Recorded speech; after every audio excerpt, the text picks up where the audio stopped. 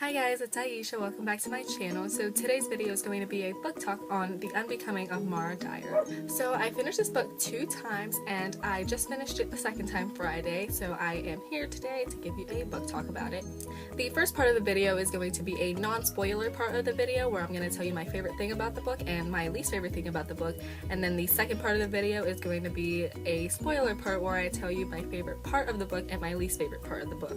So let's just get started. First, I am going to give you a synopsis of the book and then I will go on with the non-spoiler and spoiler part of the video. Dyer is a 17-year-old girl living in Rhode Island. One night, her best friend and her boyfriend all went to an abandoned asylum, only things took a turn for the worse and the whole building collapsed and killed everyone except for Mara. She wakes up in the hospital not knowing anything that happened that night. She is having a hard time coping with the idea that her friends are all dead, and she suggests that her family move to a different state. Her and her family pack up and move to Florida, where she attends a private school and is carefully watched. Except weird and unexpected events start happening, including meeting a hot, mysterious boy with a reputation at her school. She later finds out that maybe the events that happened the night her friends died didn't happen the way everyone thought it did. Alright, so on to the non-spoiler part of the video.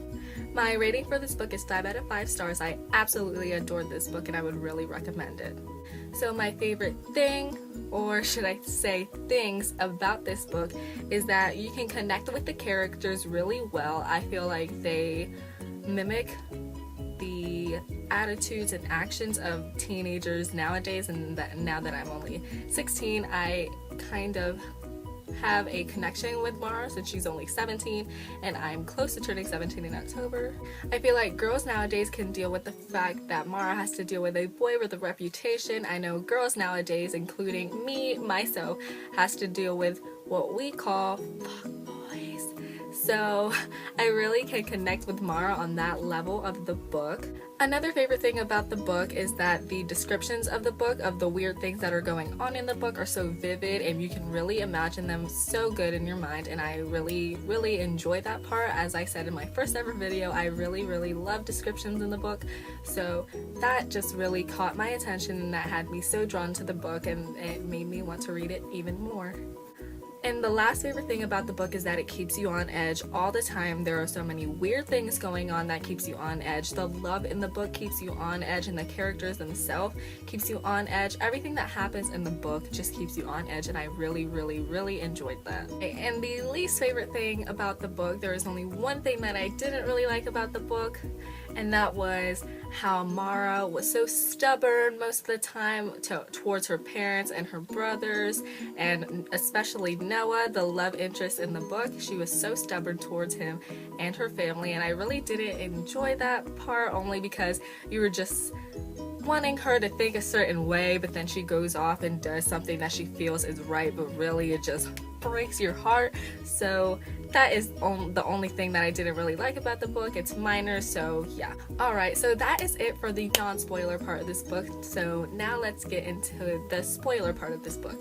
If you did not read this book yet and you do not want to be spoiled, I suggest you leave this video now. So my favorite part of this book has to be the cliffhanger at the end of the book. The cliffhanger just kept me on my toes. I honestly can't think of anything better to do. You think that Mara is going through all these hallucinations and everything about her ex-boyfriend that died in the abandoned asylum, but really he's alive, and you know he's alive because the cop at the station interacted with him, and you just don't know how I feel about this book. This is such a good book. I absolutely loved it. So yeah, the cliffhanger at the end was my favorite part. It was just so captivating. And then my least favorite part of the book was the kidnapping of Joseph, Mara's little brother. I didn't feel like it was necessary for the book. It didn't really interest me that much because kidnappings are sad. But the part I liked about it was that it brought a little bit of information that Mara needs to get to know who she is and what she can do. Alright guys, that is the end of my video. I hope you guys enjoy. Please leave a like and subscribe and stay tuned for even more bookish videos. Bye!